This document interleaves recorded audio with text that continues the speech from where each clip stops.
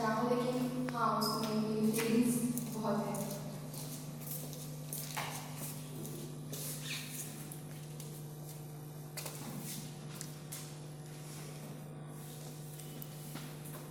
मैं पहली कविता जो सुनाने जाऊँगी, ये लिमिटेशंस जो हमारी लाइफ में आते हैं, या फिर आप किसी भी तरीके से ले सकते हैं। मुझे शौक हुआ मैं लाल रेशमी लिबास पहनूं। मैंने खरीदा वो लाल रेशमी लिबास। मैं उसे पहनी उतरा रही थी, मानो उस लिबास के साथ मुझे उजरा निखरा रूप मिला। उस लिबास की तारीफ और चर्चा होने लगी। मैं और भी था।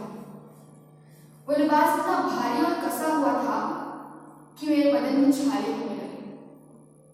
अब मैं उस लिबास को उतार के लेना चाहती थी, पर वो मेरे बदन की छाले से इस कदर चिपका हुआ था कि निकालते नहीं करता। उस लिबास से इतनी तड़पन होने लगी कि मन किया कि शरीर के सारे मांस छीलने पड़े तो भी वो लिबास उतार के नहीं, पर हिम्मत ना। धीरे धीरे वो लिबास सिकुड़ने लगा। उसके अंदर मेरा दम घुटता। वो लिबास इतना खूबसूरत था कि किसी से कहने की हिम्मत भी नहीं हो रही थी कि घुटन होती है मुझे। अब तो आलम यह है कि वो लिबास खूबसूरत होने की शर्तें रख रहा है। वो मेरे खून का एक एक कतरा चूस रहा है और मैं मरती जा रही हूँ। वाह वाह।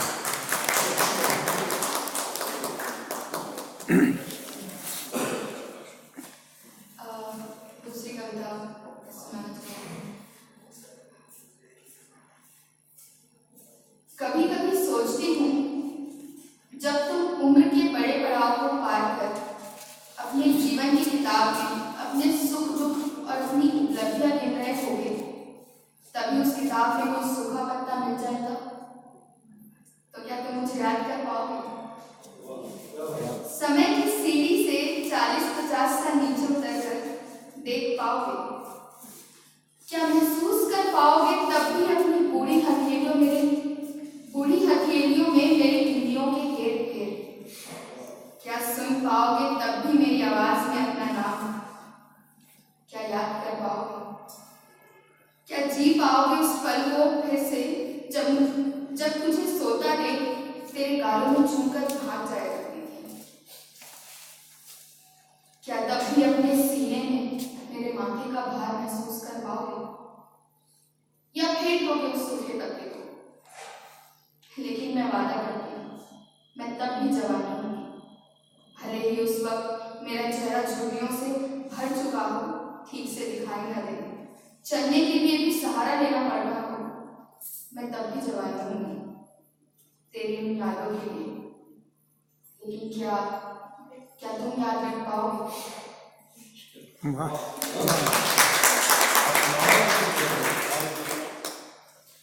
और सुनाइए।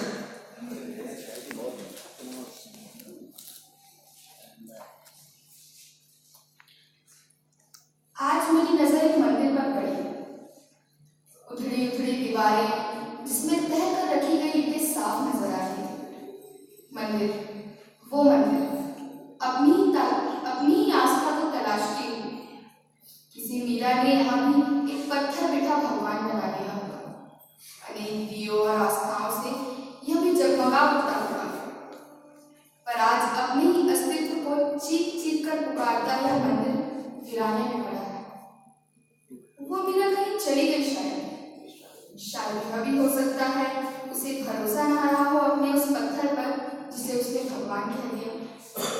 खैर, आज इस मंदिर में कोई दीपक नहीं जलते, आस्था के कोई गीत नहीं होते, कोई घंटी नहीं बजती।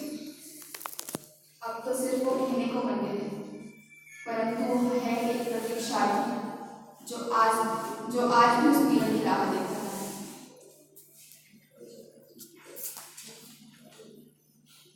एक आखिरी कविता मैं सुनाना चाहूंगी।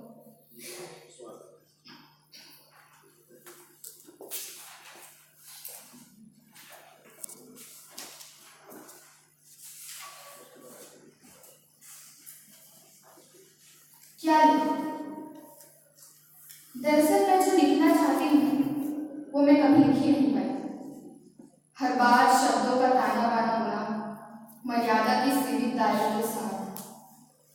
मुझे ये झूठी बातें लिखनी ही नहीं थी। मैं वो सारी मर्यादा तोड़ना चाहती थी, चाहे वो मर्यादा शब्द की हो या मेरी। पर देखो, अब भी लिख रही हूँ मर्यादा के साथ।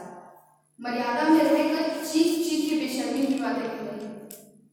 अब भी यही सोच रही हूँ कि क्या लिखूं, खूबसूरत झूठ लिखूं या घिनौना सच लिखूं। क्या वाह।